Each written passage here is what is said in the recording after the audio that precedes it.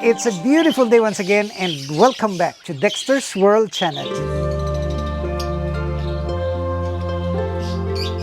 In our last video, I made a thorough discussion about the things that we have to observe when we're gonna decide to hand feed our African lovebirds. And in a nutshell, I discussed with you three things. The first is, do not prematurely hand feed your baby African lovebirds, meaning that you will decide to hand feed them when they are already at 3 to 1 month old.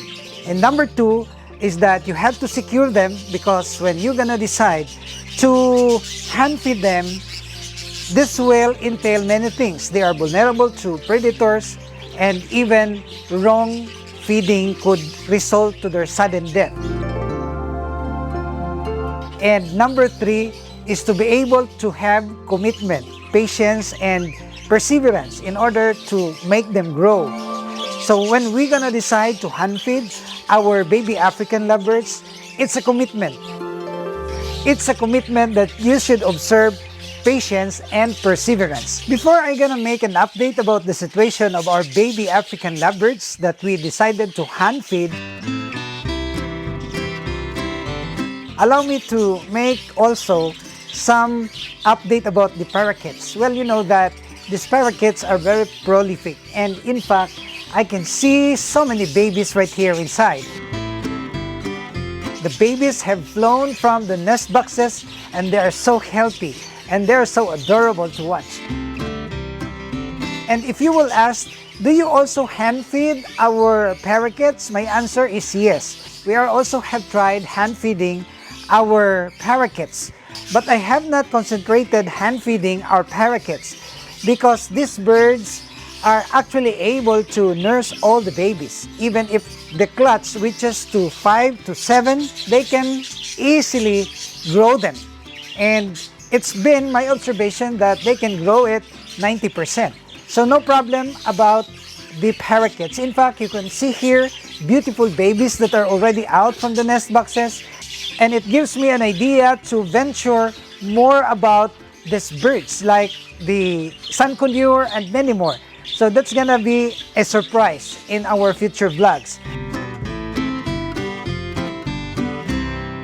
And please take a look at our finches. They're also very healthy, and they are actually blending with the parakeets. But my suggestion for the finches is for them to have an exclusive cage. They are not good to be mixed together with the parakeets, and this is my observation, and many of you have already suggested this one. It's just that I haven't yet fabricated another cage for this finches, but I'm planning to put a cage in the boathouse, just beside the boathouse, so that they will also become a good attraction to our visitors.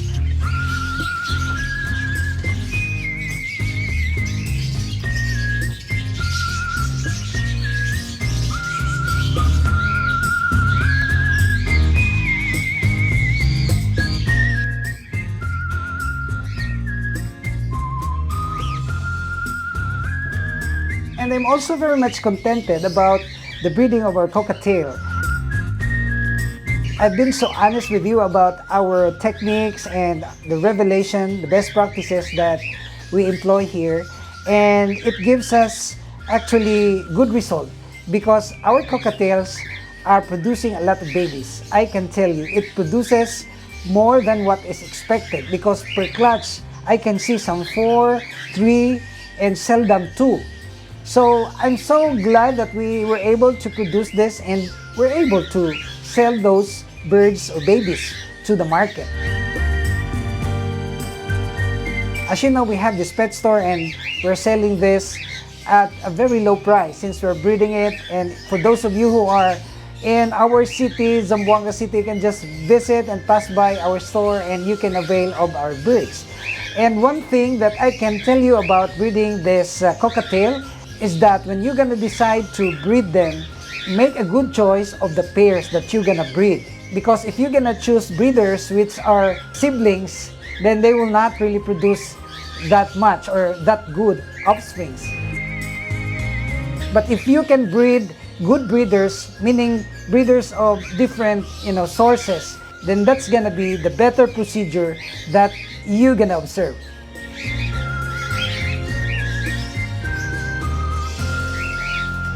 So we can see here empty nest boxes. All the babies that are here, actually 12 of them, have already flown out from the boxes and are waiting for another batch of babies.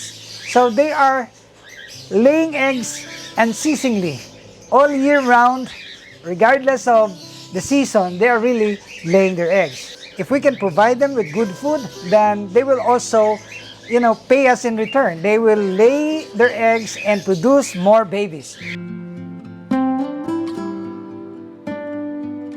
The formula is just the care, the attention, and of course, our commitment. Because this requires consistency, perseverance, and commitment.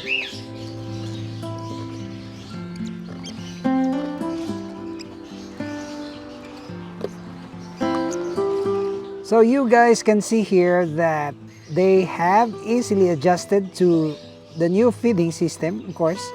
I've said new feeding because it's no longer their parents that are feeding them. We are feeding them actually, and you will see the development. You can compare the size and the color. You can compare that during the first day up to now. This is actually the third day, and you will see that it's doing good.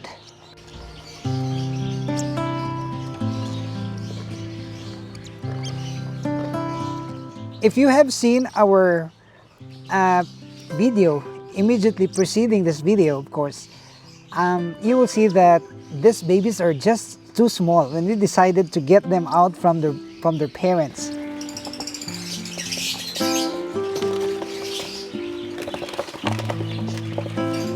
You will see now they're already big and they are really very eager to eat. And if you are interested to know about the formula that we have used here, well, of course, we have the hard-boiled egg, we have this Cerelac. You can just avail this or buy this from the market. These are rice formula intended for the babies. And I'd like to also tell you that these babies should not be overfed because there's tendency that we can overfeed them, which will do harm than good to their bodies. Overfeeding is not good. Small frequent meals is really very advisable for these babies. Even you will see that they're already full, then that's the time that you will stop. As what I've said, small frequent meals for these babies.